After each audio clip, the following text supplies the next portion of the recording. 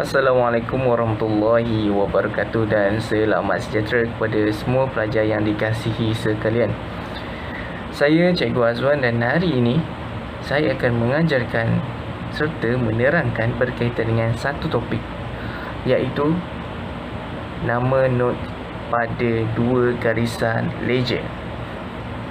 Para pelajar yang dikasihi sekalian, anda semua boleh membuka buku teks pada halaman 36 supaya anda semua dapat membuat rujukan berdasarkan apa yang saya terangkan. Maklumat tambahan, okey, saya akan menerangkan dengan menggunakan PowerPoint dan anda semua boleh mengikuti pembentangan saya sebentar nanti ataupun pengajaran saya sebentar nanti, okey. Baiklah, sediakan buku teks, buku nota dan alat tulis supaya anda dapat mencatat apa isi yang penting ataupun poin-poin yang penting supaya anda tidak akan tertinggal maklumat. Okey. Jadi mari kita teruskan dengan PowerPoint saya. Baiklah, kita akan teruskan pembelajaran kita pada hari ini dengan topik nama not pada dua garis leger. Okey, apa yang anda akan belajar ataupun apa yang anda akan dapat pada pembelajaran kali ini? Yang pertama, anda akan mendapat mengetahui, membaca dan menulis not-not di dalam treble clef ataupun clef treble. Yang kedua, anda akan mengenal pasti not pada dua garis leger. Dan yang terakhir adalah anda akan dapat menamakan not yang ditulis di dalam garis leger. Baiklah, kita teruskan. Sebelum kita meneruskan berkaitan dengan dua garis leger, kita mengimbau kembali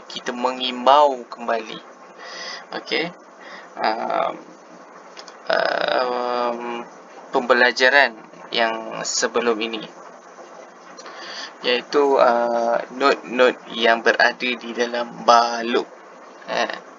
Kita menggunakan C major, C major untuk C major, iaitu bermula pada huruf ataupun bermula pada not C.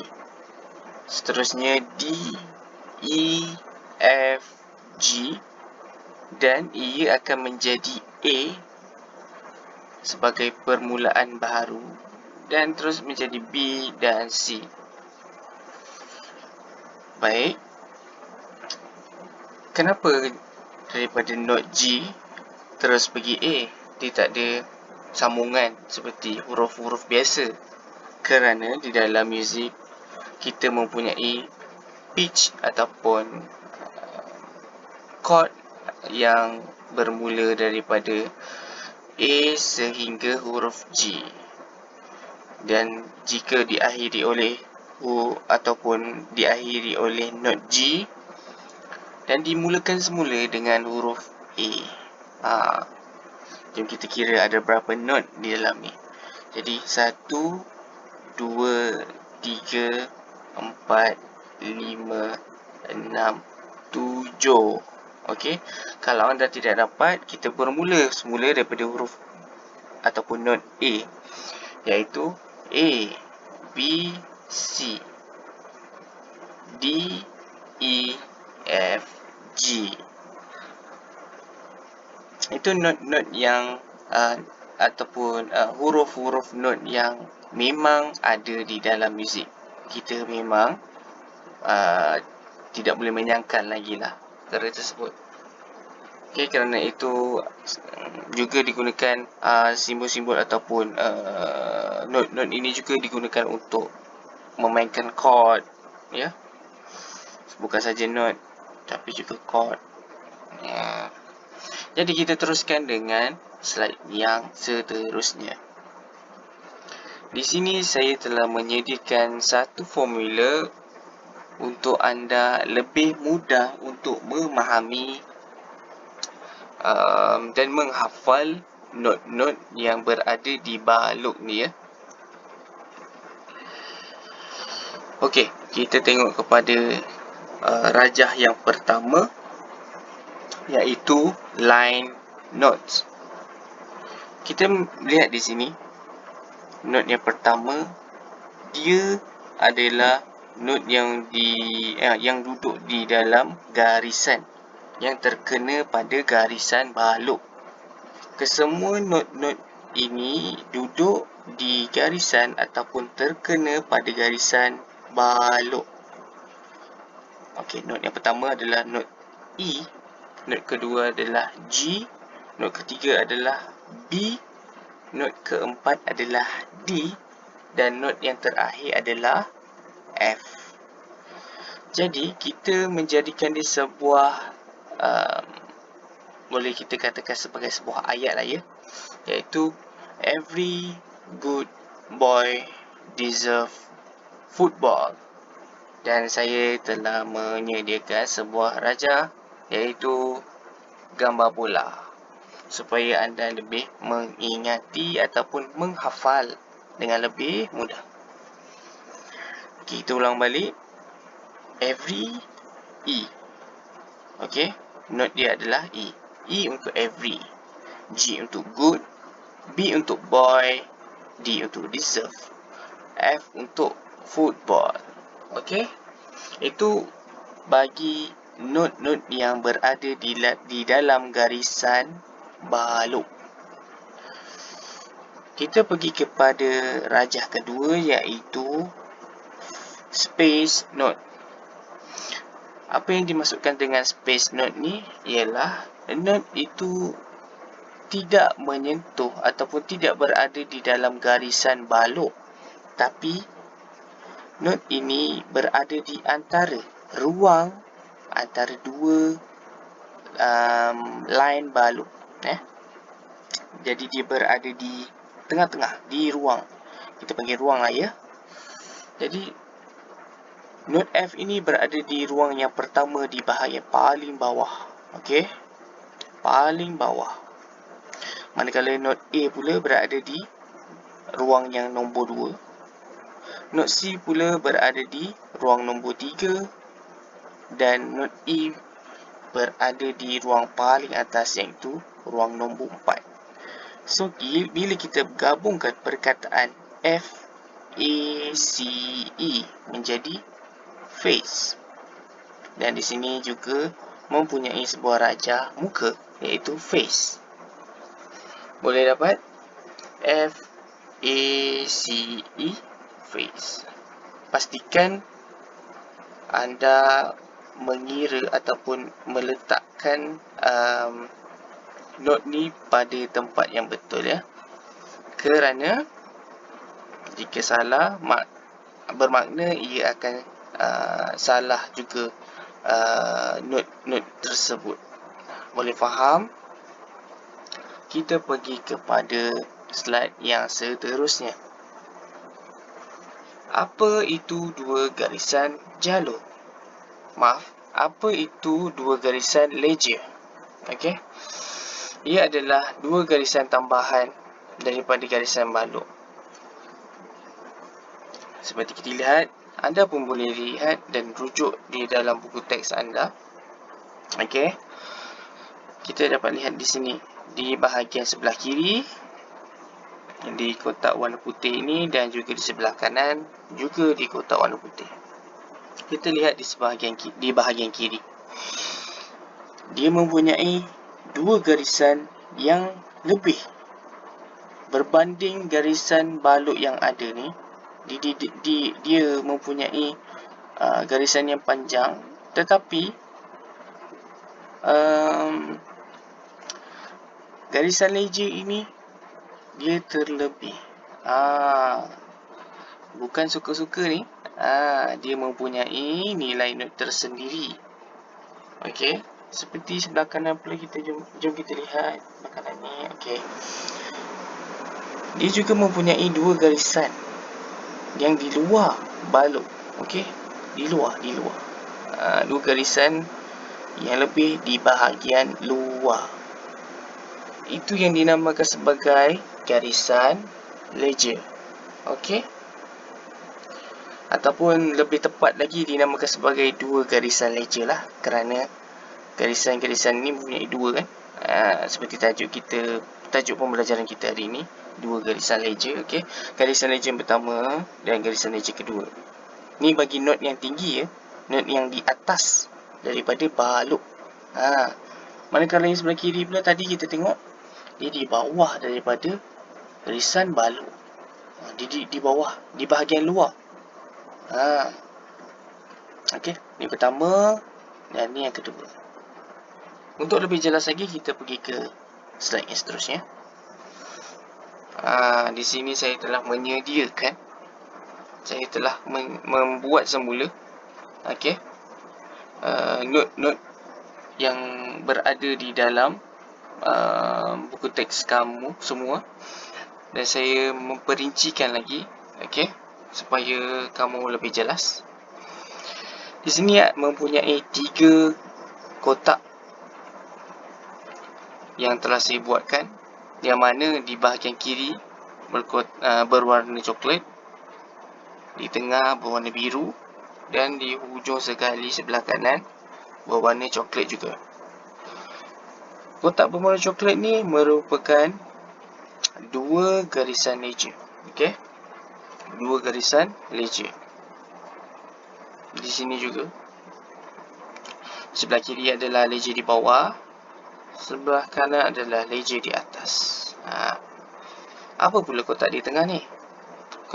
Kotak di tengah ini adalah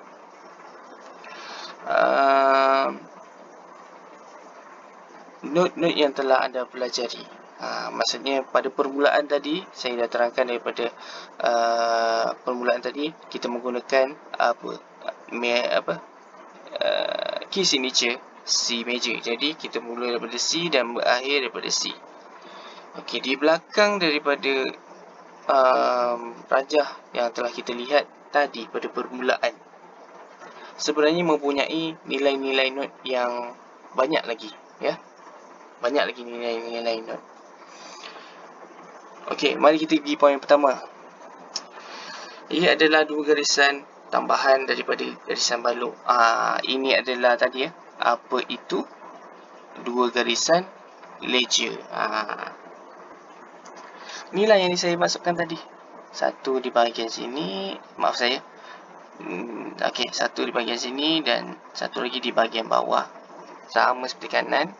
Satu di bahagian sini dan satu lagi di bahagian atas lagi. Kenapa saya asyik selalu menekankan tentang perkara ini? Sebab saya nak kamu semua lihat perbezaan kedudukan setiap not. Okey, daripada not A di sini sehingga not C yang di sini. Bermaksud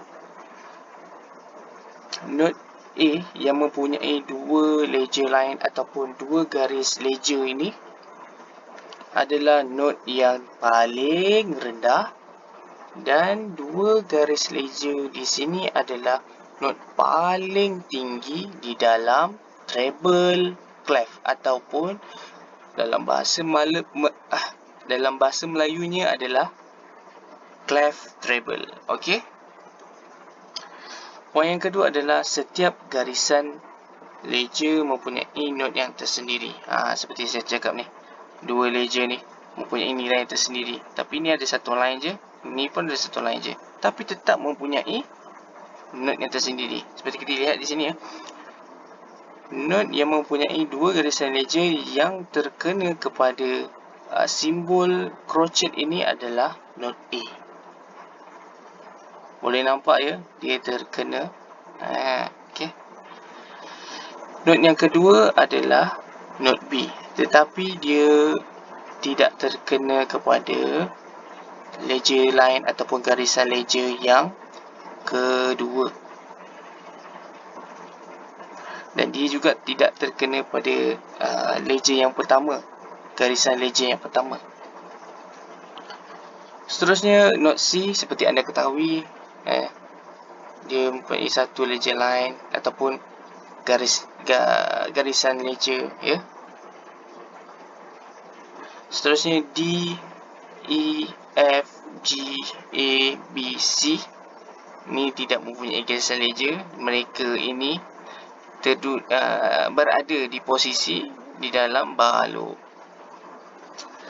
Begitu juga dengan sambungannya.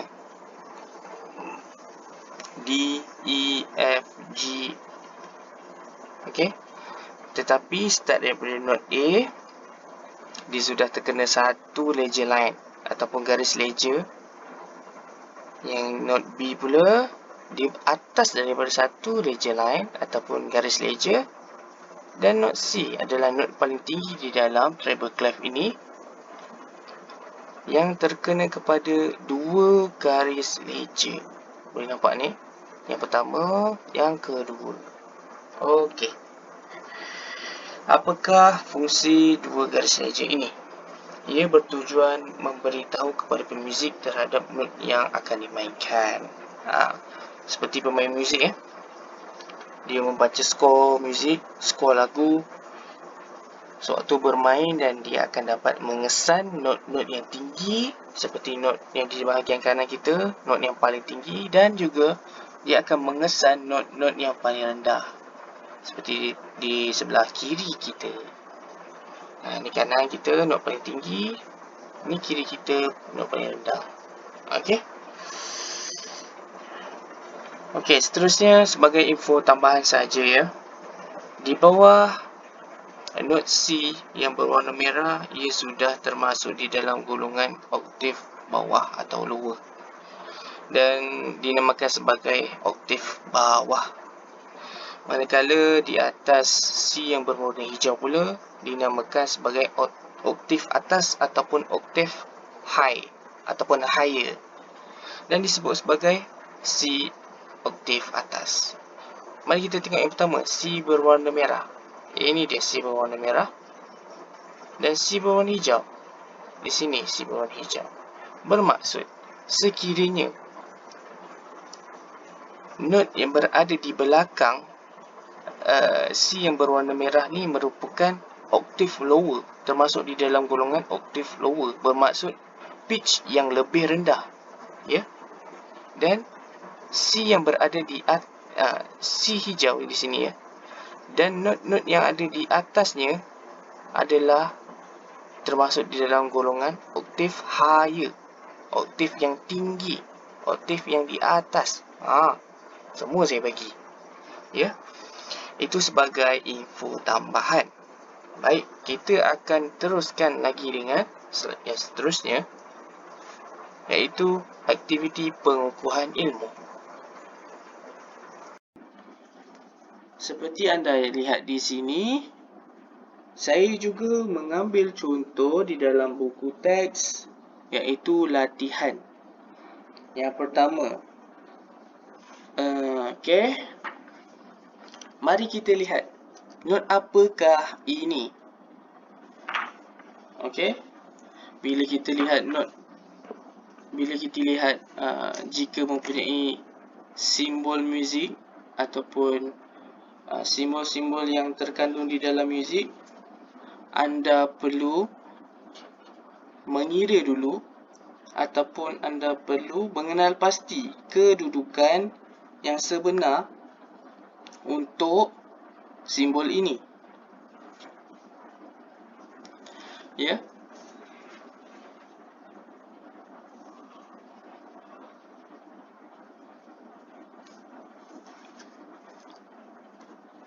Jadi, ini adalah simbol apa? Simbol untuk not apa? Untuk kita rujuk di belakang, not ini mempunyai satu garisan dan simbol tersebut berada di bawah daripada garisan ledger line yang pertama ni. Tetapi dia masih belum lagi